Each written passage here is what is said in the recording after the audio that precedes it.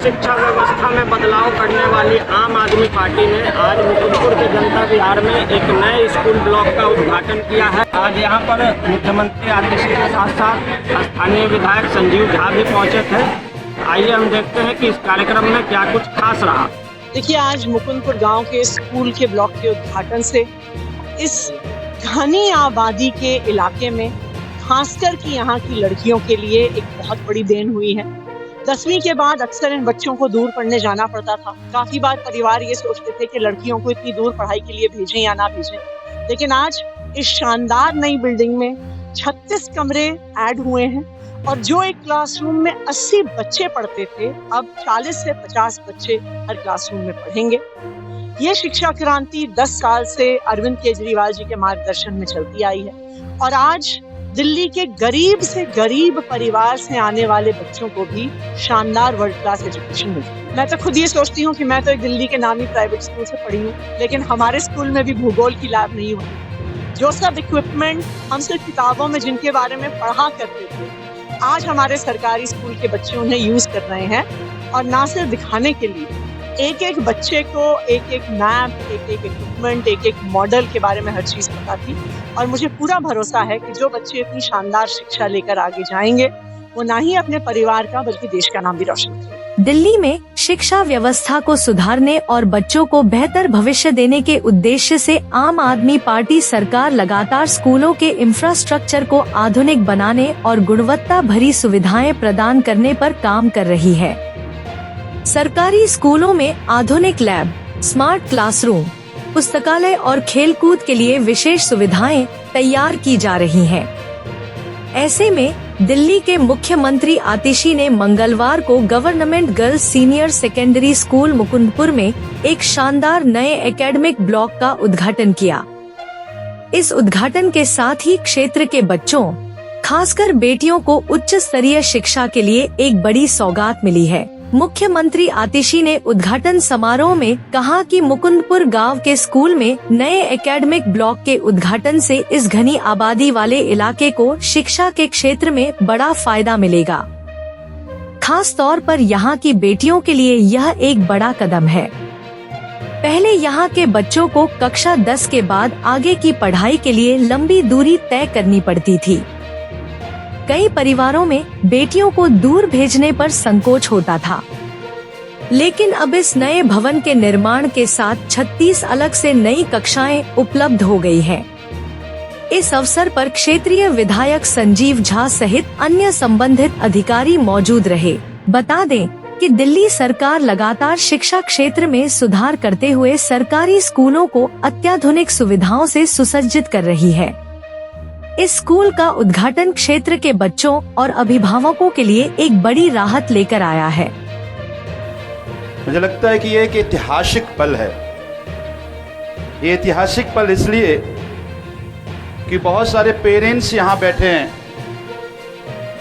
मुकुंदपुर के इस स्कूल की हालात आज से 10 साल पहले क्या थी और आज जब ये बिल्डिंग का उद्घाटन हो रहा है, उसके बाद का स्वरूप क्या है, ये अपने आप में एक यात्रा को बयां करता है। सांच को आंच क्या, सब कुछ सबके सामने।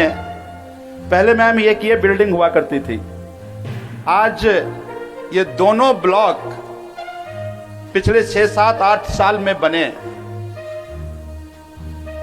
बच्चे यहां बहुत हैं। अभी भी 1,500 से 2,000 बच्चे मुकुंदपुर से बाहर मॉडल टाउन में पढ़ने जाना पड़ता है, उनको आदर्श नगर में पढ़ने जाना पड़ता है। गुंजाइश और है बच्चे होने की, लेकिन ये 10 साल में जो कुछ भी हुआ, मुझे लगता है कि इससे ना केवल बच्चों की, पेरेंट्स की और दिल्ली के जरिए देश को एक उम्मीदें जगी हैं कि सरकारी स्कूल भी अच्छा हो सकता है। मैं एजुकेशन की पूरी टीम को धन्यवाद और साधुवाद देता हूं, क्योंकि सरकार के सभी इकाई जब एक पंक्ति में काम करता है तो इस तरह का इतिहास बनता है। तो इसमें क्रेडिट तो सबका है, हमारे मुख्यमंत्री अरविंद केजरीवाल जी, इससे पहले शिक्षा मंत्री और उप मुख्यमंत्री मनीष सिसोदिया जी, और अब अतिशी मैम।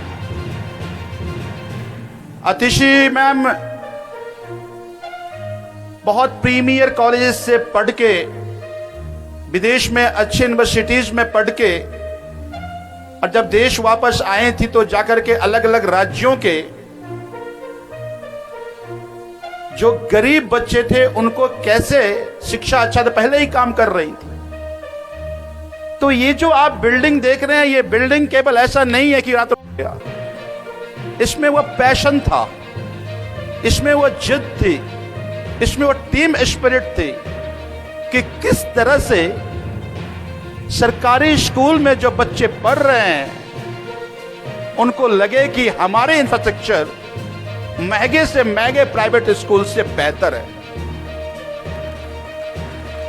ये केवल स्कूल नहीं बना है, ये जो स्कूल बना है और अब जो बच्चे इसमें पढ़ रहे हैं, उन बच्चों की कॉन्फिडेंस, उन बच्चों का जो एक आत्मविश्वास है। मैं अभी देख रहा था, मैडम हम सब लोग अंदर थे, ज्योग्राफी का लैब है, साइंस का लैब तो कई जगह पहले होते भी थे, लेकिन ज्योग्राफी का लैब, हिस्ट्री का लैब, हिंदी का लैब, होम साइंस का लैब, और ज्योग्राफी के लैब में जो बच्चे अभी बता रही थी, मैं उसकी ज्ञान को देखकर बड़ा प्रभावित हुआ। तो ये जो बिल्डिंग तैयार हुआ है, ये जो इंफ्रा तैयार हुआ,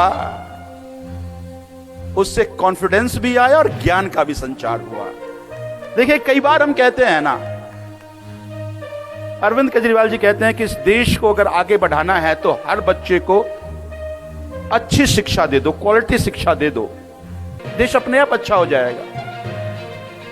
आज जो हमारे सरकारी स्कूल में पढ़ने वाले बच्चे लेफ्टिनेंट बन के गए, तो अपनी परिवार की उम्मीदें, मैं एनुअल फंक्शन में आता हूं, जब बच्चे यहां पर प्रदर्शनी लगाते हैं और जब वो नरेट करते हैं, जब वो बताते हैं, तो उनका ज्ञान भी, उनका कॉन्फिडेंस भी, ये 10 साल में इंफ्रास्ट्रक्चर तैयार होने के कारण हुआ है। गरीब मां बाप के बच्चे अच्छे स्कूल में नहीं पढ़ सकते, ऐसा माना जाता था। अस्पताल में व्यवस्था भी बनी कि अगर आप गरीब हैं तो आपको टूटी फूटी बिल्डिंग मिलेगा, टूटी फूटी टॉयलेट मिलेगा। दुर्भाग्य भी है कि कई बार इस पे भी जांच करने की कोशिश की गई कि अच्छी टॉयलेट कैसे बन गए, बिल्डिंग कैसे बन गए।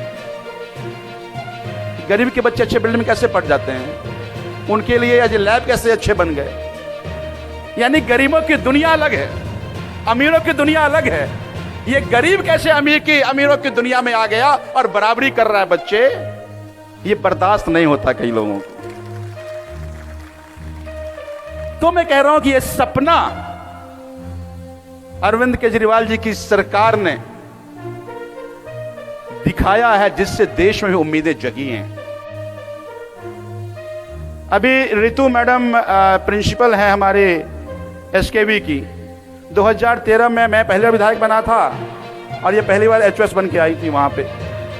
वो 17 कमरे की एक बिल्डिंग थी, वो भी खंडहर बिल्डिंग थी। उस 17 कमरों पे पीडब्ल्यू डिसाइड कर रहा था बच्चे पढ़ने चाहिए कि नहीं पढ़ने चाहिए। हम भी देखे कि बिल्डिंग ये टूटा हुआ है, कैसे बच्चे पढ़ रहे हैं, कोई हादसा ना हो जाए।